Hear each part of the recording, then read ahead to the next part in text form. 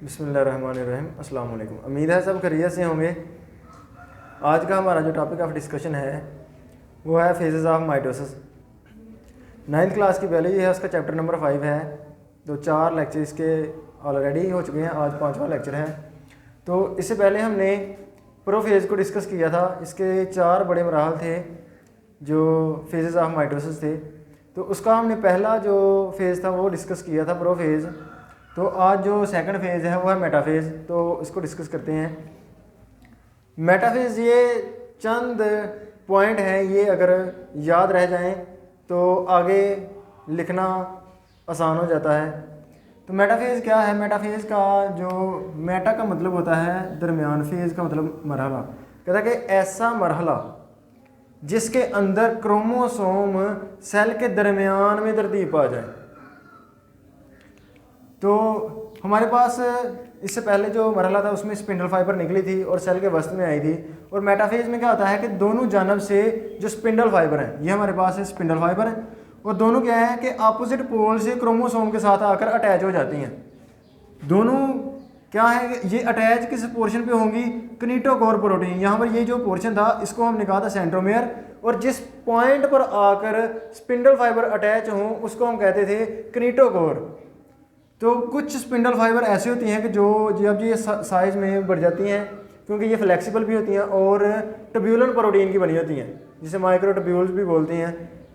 तो ये further elongate भी हो सकती हैं और कंडेंस भी हो सकती हैं। तो स्पिंडल फाइबर जब क्रोमोसोम के साथ अटैच हो जाती हैं, तो जो स्पिंडल फाइबर क्रोमोसोम के साथ अटैच हो जाती हैं उनको हम कहते हैं किनेटोकोर स्पिंडल फाइबर।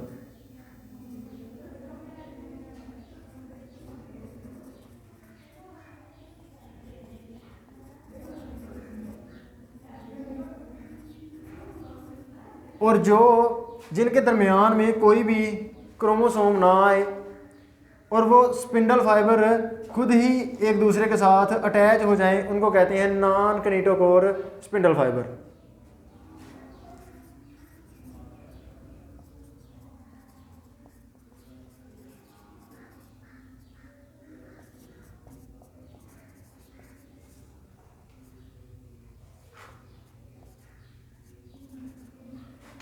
तो जो नॉन किनेटोकोर स्पिंडल फाइबर है उनके दरमियान में कोई भी क्रोमोसोम नहीं होता, और दोनों जो अपोजिट जो स्पिंडल फाइबर होती हैं एक दूसरे के साथ अटैच हो जाती हैं।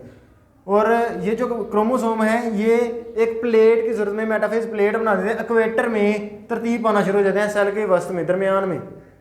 तो जब ये सेल का एंड हो जाता है, जो मेटाफेज का आखिर चल रहा होता है, आखिरी पोर्शन, तो उसमें क्या होता है कि ये जो क्रोमोसोम, जो स्पिंडल फाइबर है, क्रोमोसोम को अपनी अपनी जानब पुश करना शुरू कर देते हैं। तो उसके बाद क्या होता है, हमारे पास दूसरा मरहला शुरू हो जाता है जिसे हम एनाफेज कहते हैं। तो एनाफेज के अंदर क्या होता है कि जो स्पिंडल फाइबर हैं वो कंडेंस होना शुरू हो जाते हैं। जब कंडेंस होंगे तो जो क्रोमोसोम थे वो टूट जाते हैं और कन्वर्ट हो जाते हैं सिस्टर क्रोमोसोम में। ये जो कंप्लीट था हमारे पास सिस्टर क्रोमोसोम था, ये जो हमारे पास क्रोमोसोम है, ये अगर एक हो तो इसको हम क्रोमोसोम कहते हैं, इसको क्रोमोसोम कहेंगे। और ये जो है, क्योंकि इसके दोनों क्या थे, पॉइंट मिल रहे थे, कापियाँ तैयार हुई थी प्रोफेज के दरमियान, और इससे पहले इंटरफेज के दरमियान में जो एस फेज था उसके अंदर भी इसकी कापियाँ तैयार हुई थी। तो इसलिए इसे कहते हैं सिस्टर क्रोमोसोम।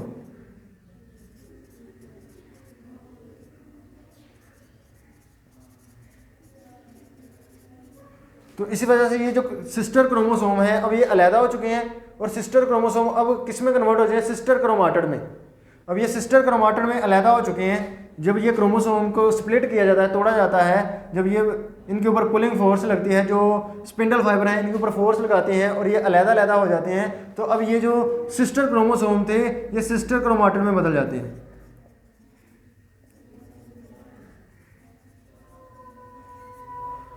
तो उसके अलावा ये जो हमारे पास किनेटोकोर प्रोटीन थी, या जो किनेटोकोर स्पिंडल फाइबर थे, वो क्या हो जाते हैं? कंडेंस हो जाते हैं। और जो नॉन किनेटोकोर स्पिंडल फाइबर थे वो फर्दर एलोंगेट हो जाते हैं। जो नॉन किनेटोकोर स्पिंडल फाइबर है वो फर्दर एलोंगेट हो जाते हैं,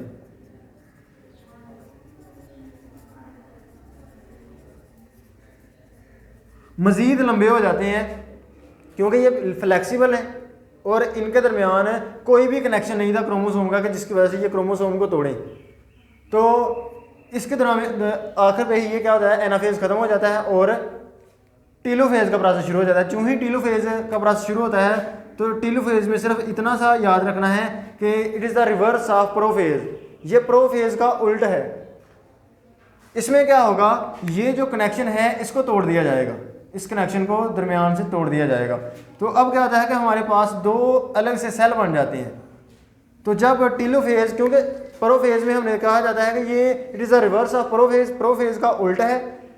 क्या उल्टा है उसमें हमने देखा था कि ये सारा का सारा हमारे पास पहले से प्रोसेस था, उसके अंदर क्रोमाटन थे और वो क्रोमाटन और न्यूक्लियस भी था, वो न्यूक्लियस भी गायब हो जाता था और न्यूक्लियर मेम्ब्रेन भी टूट जाती थी।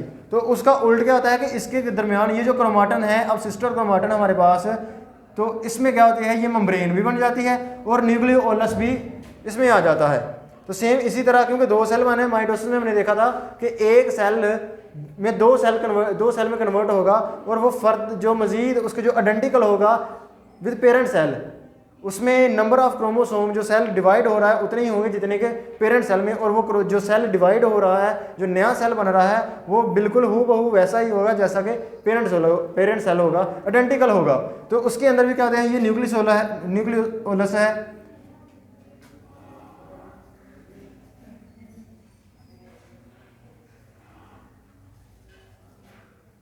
तो यहाँ पर ये जो कैरियोकाइनेसिस है वो ख़त्म हो जाती है, क्योंकि न्यूक्लियस को डिवाइड करवाना था, न्यूक्लियस की डिवीजन हो चुकी है, अभी तक सेल की डिवीजन बाकी है। तो सेल की डिवीजन को हम नेक्स्ट लेक्चर में डिस्कस करेंगे। तो क्विकली रिव्यू कर लेते हैं एक दफ़ा इसे कि हमने क्या डिस्कस किया है। तो थोड़ा सा मैं प्रोफेज के बारे में भी बता दूँ जो इससे प्रीवियस लेक्चर था।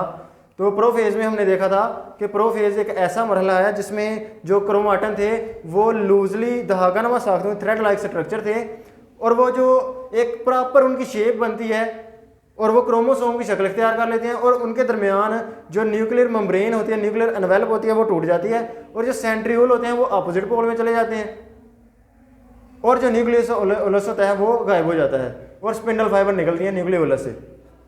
और मेटाफेज के अंदर जो स्पिंडल फाइबर सेल के दरमियान में आ जाती हैं, और क्या होता है कि जो क्रोमोसोम है वो सेल के इक्वेटर में दरमियान में तरतीब आना शुरू कर देते हैं और उसके साथ जुड़ जाते हैं। जो सेल के क्रोमोसोम के साथ जुड़ जाएंगी उसे हम किनेटोकोर प्रोटीन कहेंगे, और जो स्पिंडल फाइबर एक दूसरे के साथ अटैच हो जाएंगी उसे हम नॉन किनेटोकोर स्पिंडल फाइबर कहेंगे। और इसी तरह हमारे पास एनाफेज था। एनाफेज में क्या होता है कि जो स्पिंडल फाइबर हैं वो क्रोमोसोम को अपनी अपनी तरफ खींचना शुरू कर देते हैं।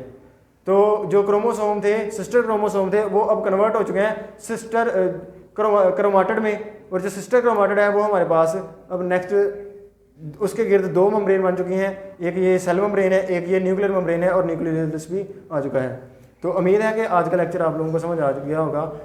अगर फिर भी कोई क्वेश्चन है तो आप लोग कमेंट सेक्शन में पूछ सकते हैं। Connected again and thank you, अल्लाह हाफिज़।